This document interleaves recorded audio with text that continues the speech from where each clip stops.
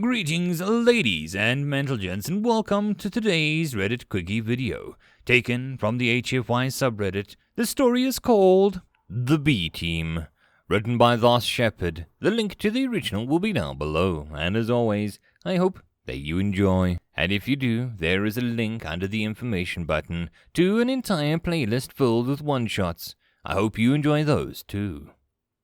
The alien mothership drifted down towards the world in flames, seemingly ignorant of gravity.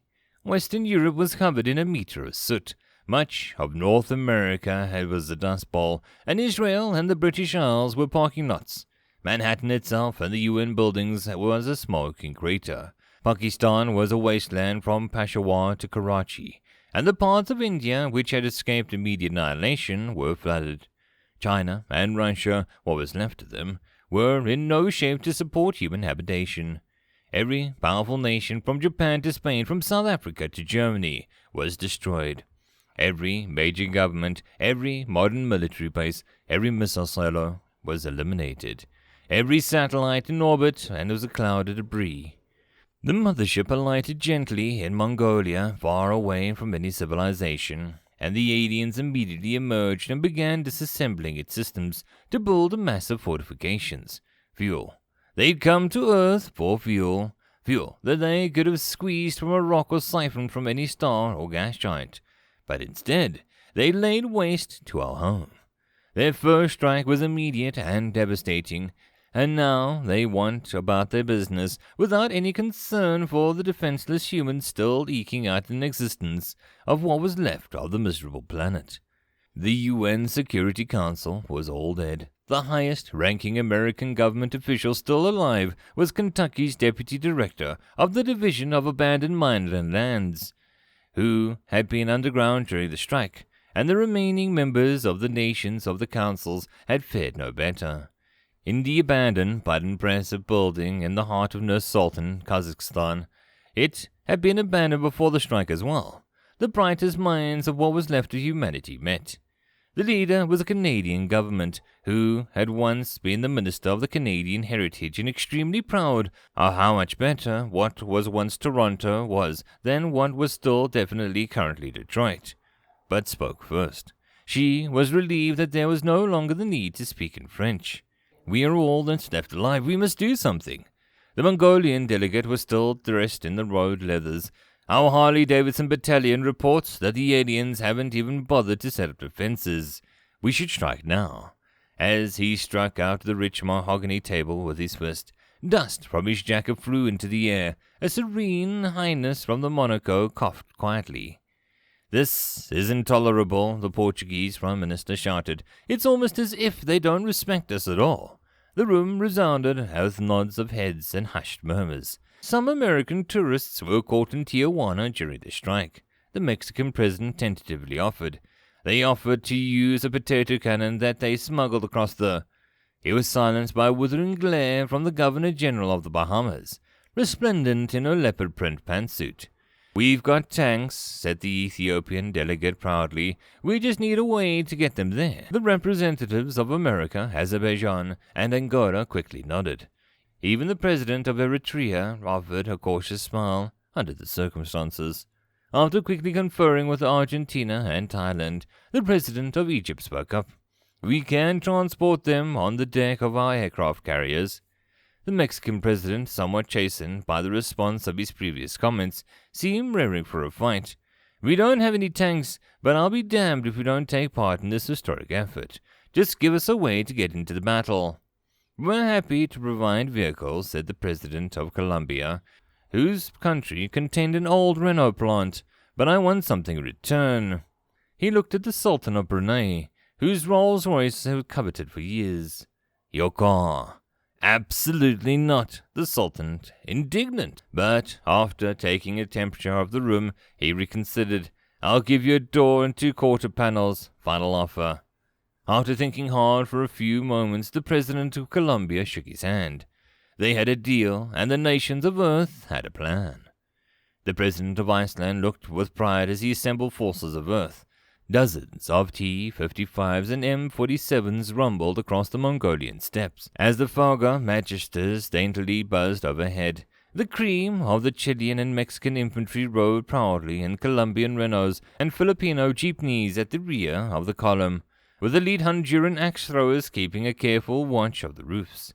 Pikemen from the Vatican took up a vanguard on the Honda Super Cubs graciously provided by Vietnam. Mongolian outriders on the Harley-Davidsons watched the flanks, out of sight but still within earshot of the throaty babble of their engines. As the marvelous army drew within sight of an alien mothership, the Prime Minister of Jamaica couldn't help but yell, "Charge!" before the eyes of Earth's finest remaining leaders, the last, best hope for humanity, unleashed heck. With a raspy whine, the potential Swiss Guard charged slowly towards the enemy in a hail of lasers of fire. They speared alien drones left and right with their halberds, fortunate that the alien lasers were absorbed by the precise shades of blue and yellow on their uniform. The T-55s followed in a battle, great diesel engines bellowing smoke into the big Mongolian sky. Aliens began to run from them, deathly frightened by the clods of dirt being blown into the air by the shells. The tanks overtook the pikemen in their haste and began to take laser fire themselves. Rivulets of molten metal began to rain in their hulls. The supreme head of Malaysia winced as a laser finally drilled through the skin of a T-55 and found its amarak, only for nothing to happen. "Do not worry, my friend," chuckled the president of Chad. "We never could afford to buy ammo." The Mongolian outriders pierced the enemy lines, fiercely ululating and raking the aliens with the AK-47s. The alien retreat had turned into a rout, drones and soldiers ambling back towards the mothership as rapidly as they could work their pseudopods. Magisters from El Salvador supported them, bravely flying low enough to bowl over the aliens with the jet wash. After briefly stalling when the order to charge was given, the motorized infantry in Renaults and jeepneys came in strong and blew past the tanks and mopeds. As they penetrated the alien factory, the murderous hail of axes from the Hondurans began to take its toll, making a mess of the delicate systems, pipes, and valves. A strange alien fluid began to gush onto the Mongolian steppe. "Look! Something's happening!" shouted the Bangladeshi Deputy State Minister of Liberation War Affairs. Venezuela's Minister of Urban Area Agriculture broadened her eyes as she followed the pointing hand. Half of the alien mothership broke away and stood on two legs. The great Titan was bristling with weapons in every description. Great gouts of plasma immolated the Swiss Guard. Electric fire destroyed half of the tank force in an instant. Fierce laser fire, of a slightly different color this time, slaughtered the pride of the Mexican infantry. Mason lancers crushed against Japanese, and Renaults honestly seemed like they broke down sympathetically without ever being targeted by an alien mech. The brave Hondurans stood strong, but their axes clinked ineffectively against the great alien machines of metal skin. Prince Vigo of Moldavia, distinctly uncomfortable at being drawn away from his throne of blood, wailed, "We can't touch that thing!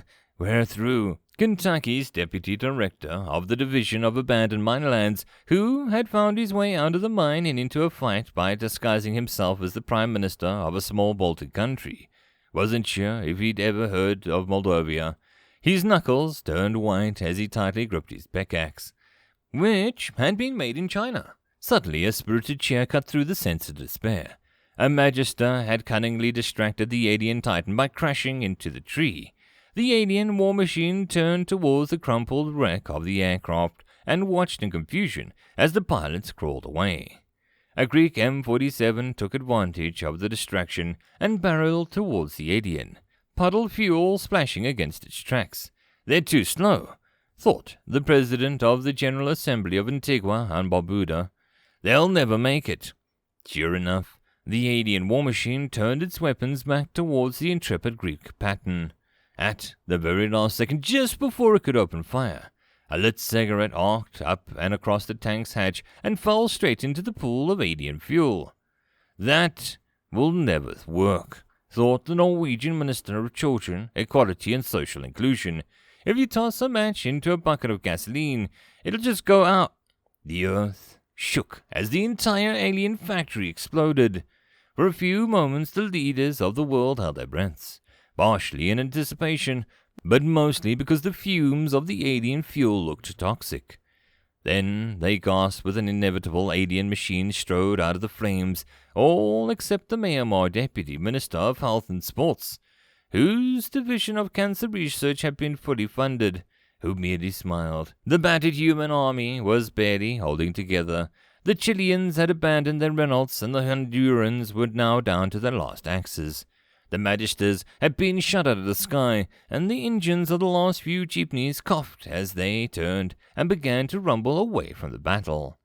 Only the Mongolians fought on, driving in and out of the smoke on their motorcycles. The Governor-General of the Bahamas lowered her eyes in despair. Suddenly, a volley of high-caliber shells smashed into the alien war machine, turning one of its arms into a mangled wreck. There, on the horizon, hundreds of tanks appeared. The Portuguese Prime Minister could make out their insignia, a red star with blue stripes. "Those magnificent bastards!" he cried. "It's North Korea!" The Minister of the Canadian Heritage watched, with a glowing heart, as the North Korean People's Army began to assault. "Now's our moment," she said, moving her arm in an arc. "Mounties! Charge!" The Moose Jaw detachment of the F Division of the Royal Canadian Mounted Police, which had been standing on guard in reserve, kicked their trusty steeds into a gallop, and they gallantly rode into the flames with their Smith & Wessons held at the ready. Resolved, stiffened, the shattered elements of the human army renewed their attack. The leaders of the world watched in awe as bits were blown off the alien titan until, with a great groan, it crumpled to the ground. Reining the horses back to a trot, the commander of the Mounties met the commander of the North Korean People's Army before the dead remains of the alien mothership. He dismounted. "Good thing you showed up, eh?" he said. "I guess it's all over then." The Mountie extended a hand and fellow commander, who shook it firmly. "It's not over yet," the North Korean said. Staring into the flames, the Mountie nodded sagely. "It's going to be a heck of a job to rebuild, huh? Everything we used to rely on, it's gone. How do we restart, huh?" The North Korean smiled. His entire education, indeed, his entire life had led him to standing here to offer humanity the perfect answer. When all was gone, when there was no one left to depend on except each other. "My friend," he said, bursting with pride, "have you heard of Juice?" I hope that you enjoyed. If you'd like to support the channel or the author, all the stuff is down below. And as always, I hope that you guys have a good one, and I'll see you in the next story. Cheers.